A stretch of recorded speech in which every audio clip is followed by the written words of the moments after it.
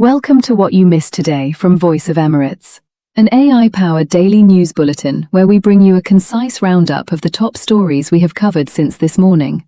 From local, Arab and international news to economy, entertainment, sports and lifestyle. I'm the virtual presenter for Voice of Emirates. Now, let's begin with the highlights of what you may have missed today.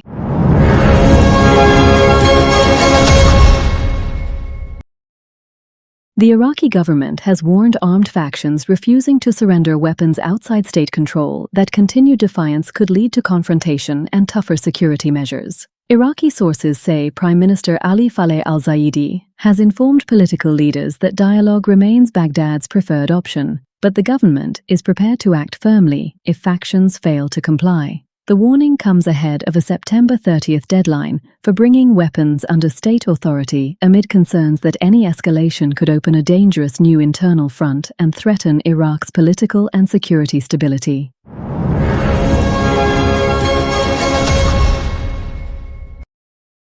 Ukraine has temporarily suspended drone attacks on oil tankers using Russia's Black Sea port of Novorossiysk, following a request from U.S. Vice President J.D. Vance. The move follows Washington's concerns that the strikes were disrupting global oil markets and affecting shipments of Kazakh crude through the Caspian Pipeline Consortium. Kyiv has agreed not to target CPC infrastructure or non-Russian vessels unless they are under Ukrainian sanctions. However, Ukrainian forces continue operations against Russian military, naval, and air defense targets around Novorossiysk.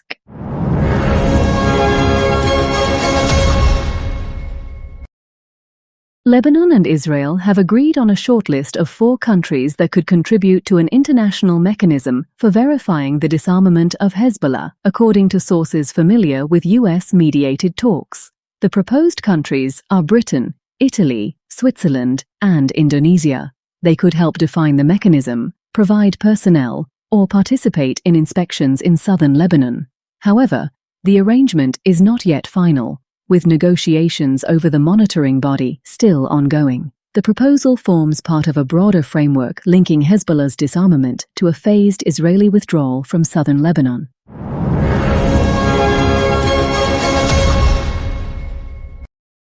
And from the political news, Russian President Vladimir Putin has warned Western countries that Moscow will retaliate if they seize Russian commercial vessels, describing such actions as piracy and a violation of international maritime law. Speaking during a visit to Russia's Pacific Fleet, Putin said any response would not necessarily be limited to the waters where Russian ships were detained, but could take place wherever Moscow considers necessary, including the Pacific. He also confirmed that instructions have been issued to the Russian Defense Ministry and Pacific Fleet to prepare proposals for possible countermeasures.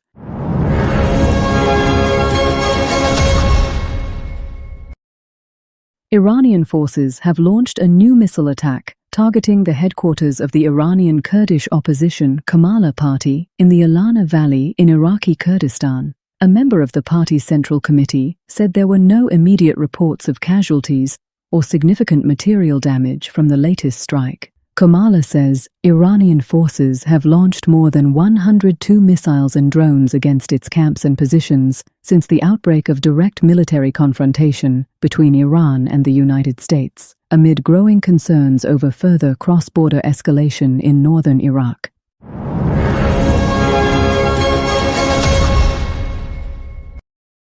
An extraordinary security operation involving President Donald Trump has renewed debate over the protection of the U.S. president during overseas travel.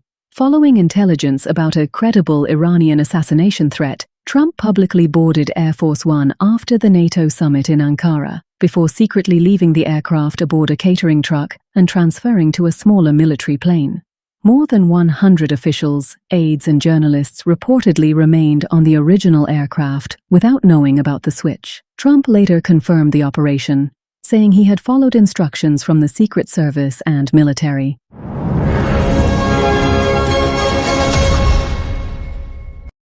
And from the business news, Dubai Electricity and Water Authority DEWA has reported record results for the first half of 2026, with net profit rising 15% to 3.33 billion dirhams, revenue reached a record 14.86 billion dirhams, while EBITDA stood at 7.32 billion dirhams. DEWA attributed the performance to sustained demand for electricity, water, and cooling services, alongside continued customer growth. During the second quarter, clean energy accounted for 19.9% of total electricity generated. The utility also expects, subject to approvals, to distribute 3.1 billion dirhams in dividends in October.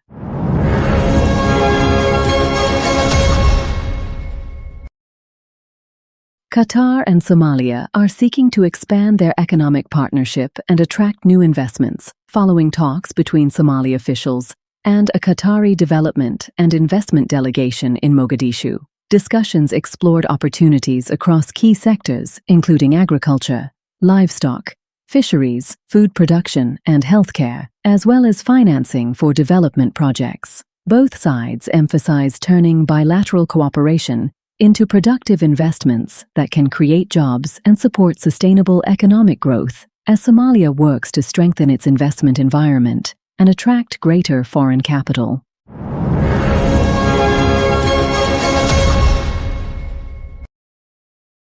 Bangladesh is expanding its reliance on U.S. liquefied natural gas as it seeks to strengthen energy security amid growing volatility in global markets. The government has approved a long-term agreement for U.S. LNG imports, aiming to diversify supply sources and reduce exposure to potential disruptions. The move comes as Bangladesh faces declining domestic gas production and rising demand from power plants and factories.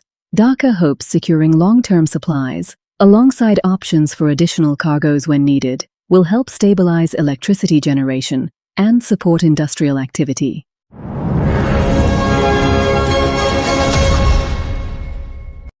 And what you might missed from the art and entertainment news, Homer's ancient epic, The Odyssey, is enjoying a remarkable revival, with demand for the classic surging as the story returns to the center of popular culture. The renewed interest comes alongside the success and publicity surrounding Christopher Nolan's cinematic adaptation, introducing the centuries-old tale of Odysseus and his journey home after the Trojan War to a new generation. The phenomenon highlights how major screen adaptations can breathe new life into literary classics, driving readers back to the original works and transforming ancient stories into contemporary cultural events.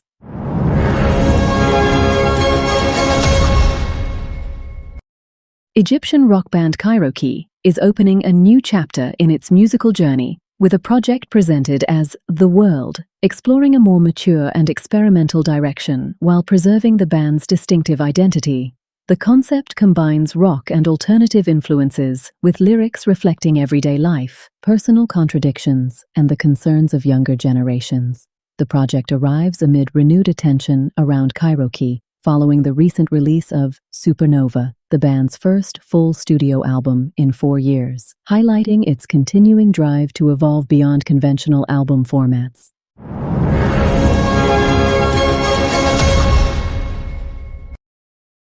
Arab music icon George Wassouf is returning to the music scene with a new song titled Tamani al-Habayeb, marking his comeback with new material after a 2-year absence. The release brings the distinctive voice of the Sultan of Tarab back to his audience, adding a fresh chapter to a career spanning several decades. Wassouf remains one of the Arab world's best-known singers, with a catalogue of enduring hits and a large following across the region. His return comes as he continues an active schedule of live performances in 2026.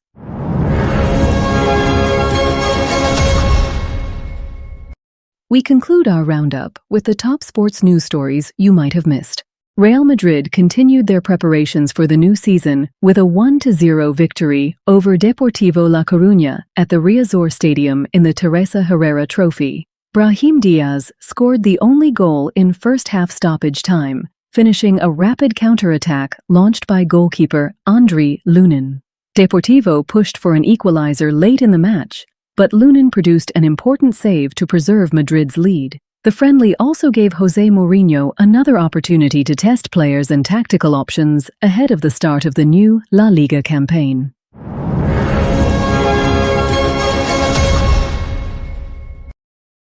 Paris Saint-Germain have won the UEFA Super Cup for a second consecutive year, defeating Aston Villa 2-1 in Salzburg.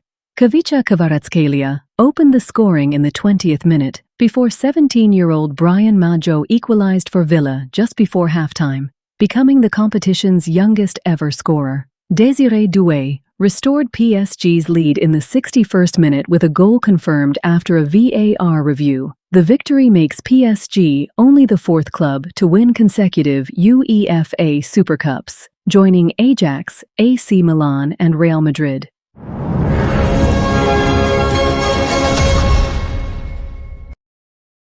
Egyptian giants Al Ahly have confirmed that Moroccan defender Youssef Belhamri has suffered a torn anterior cruciate ligament, dealing the club a major setback ahead of the new season. The injury occurred during Al Ahly's 3-0 friendly victory over Spanish side Badalona at their training camp in Spain. Medical examinations and an MRI confirmed the extent of the knee injury. Al Ahly's medical staff has begun preparations for treatment, with a date for surgery still to be determined, followed by a lengthy rehabilitation program.